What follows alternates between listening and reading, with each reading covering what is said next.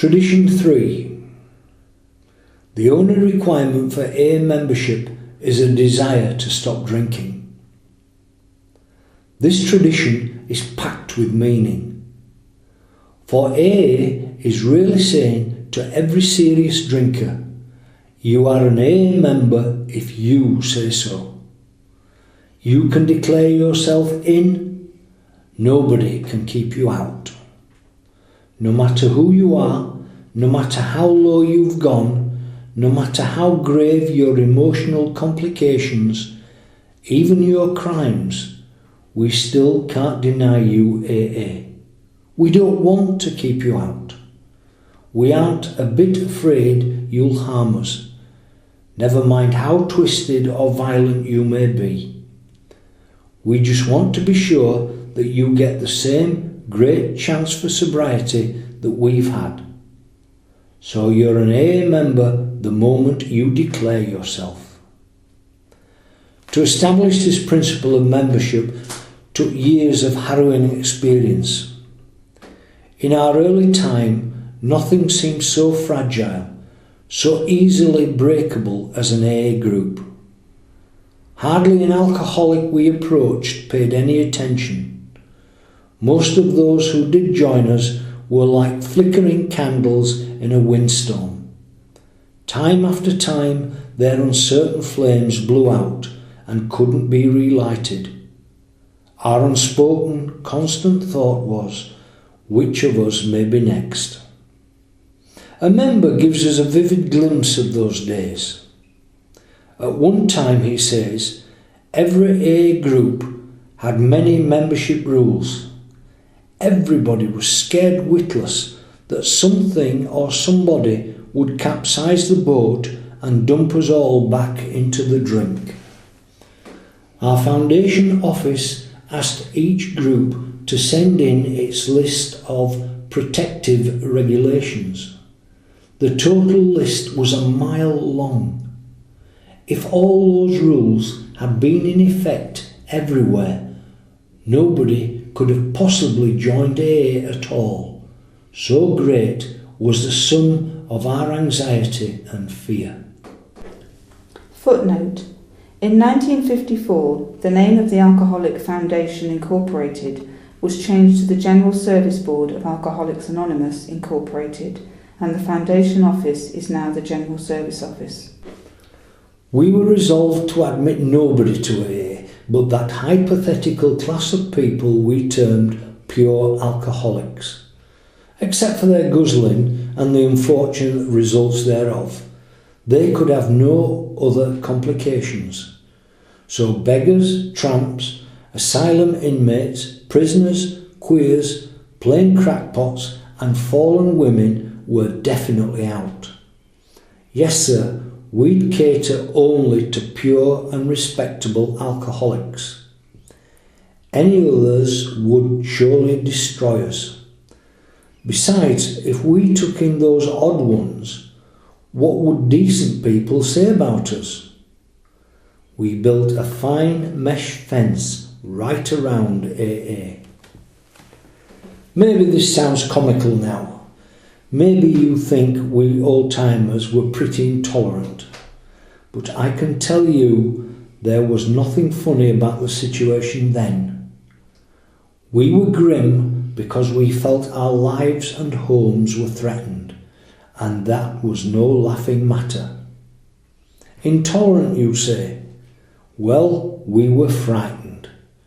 Naturally, we began to act like most everybody does when afraid. After all, isn't fear the true basis of intolerance? Yes, we were intolerant. How could we then guess that all those fears were to prove groundless?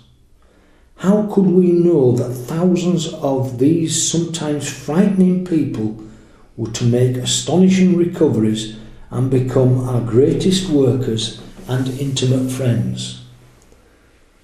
Was it credible that AA was to have a divorce rate far lower than average? Could we then foresee that troublesome people were to become our principal teachers of patience and tolerance. Could any then imagine a society which would include every conceivable kind of character and cut across every barrier of race, creed, politics and language with ease?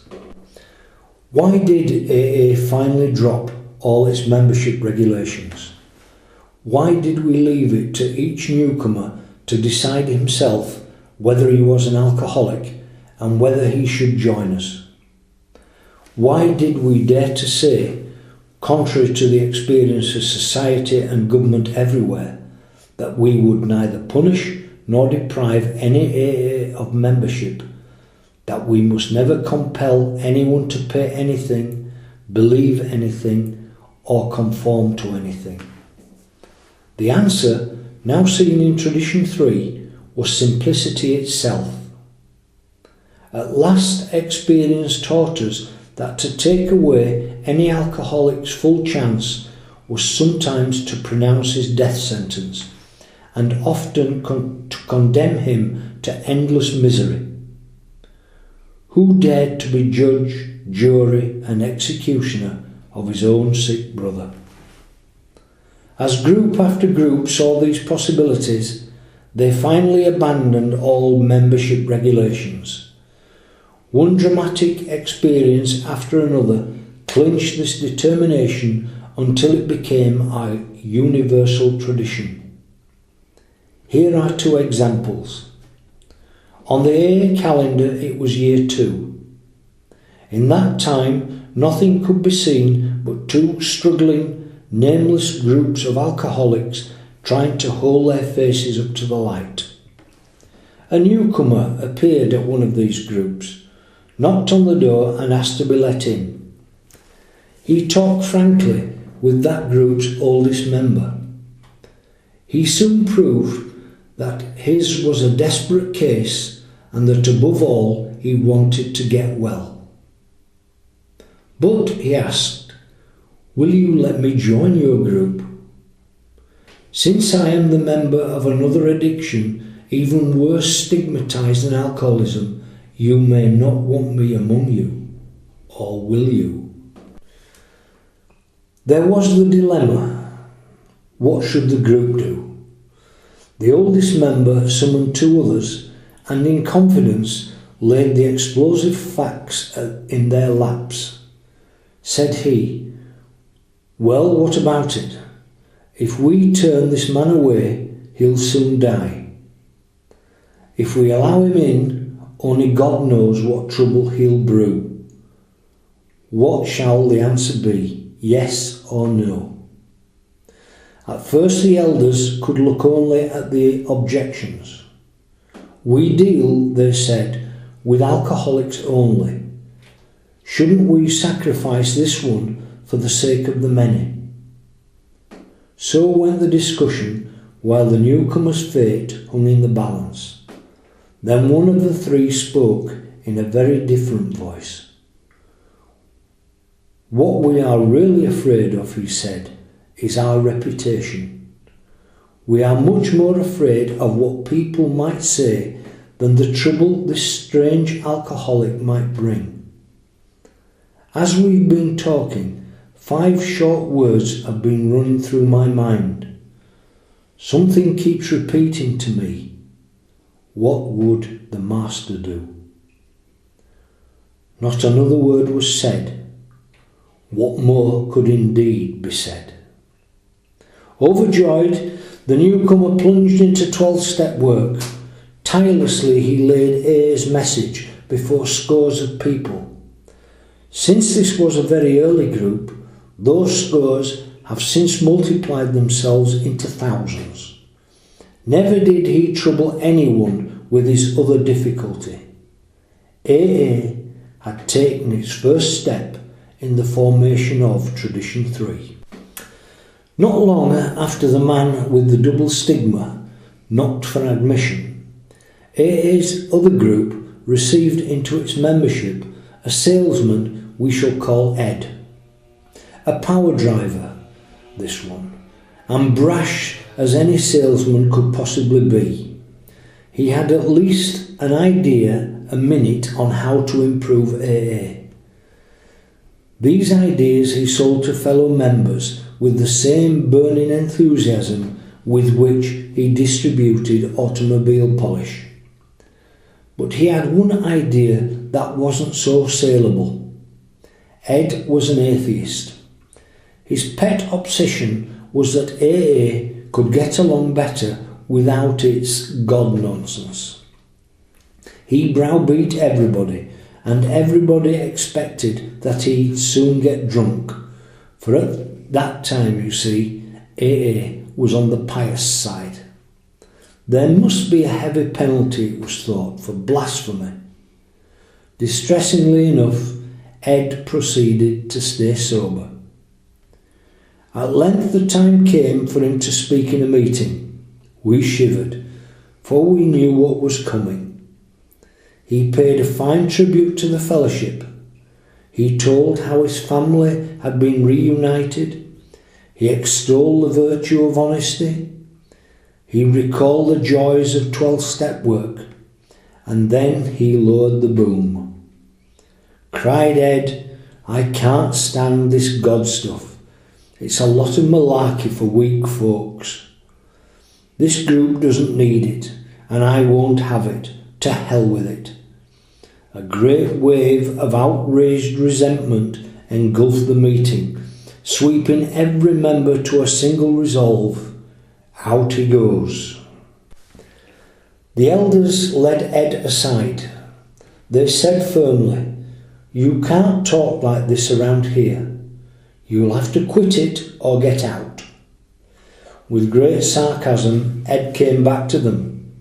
"Now do tell, is that so?" He reached over to a bookshelf and took up a sheaf of papers.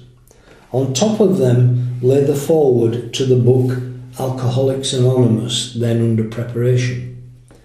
He read aloud, "The only requirement for AA membership is a desire to stop drinking."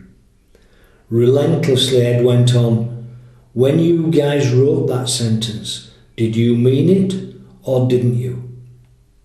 Dismayed, the elders looked at one another, for they knew he had them cold. So Ed stayed. Ed not only stayed, he stayed sober, month after month.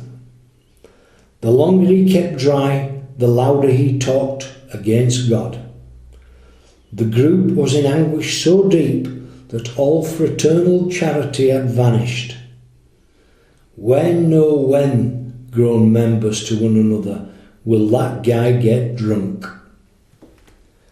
Quite a while later, Ed got a sales job which took him out of town. At the end of a few days, the news came in. He'd sent a telegram for money, and everybody knew what that meant.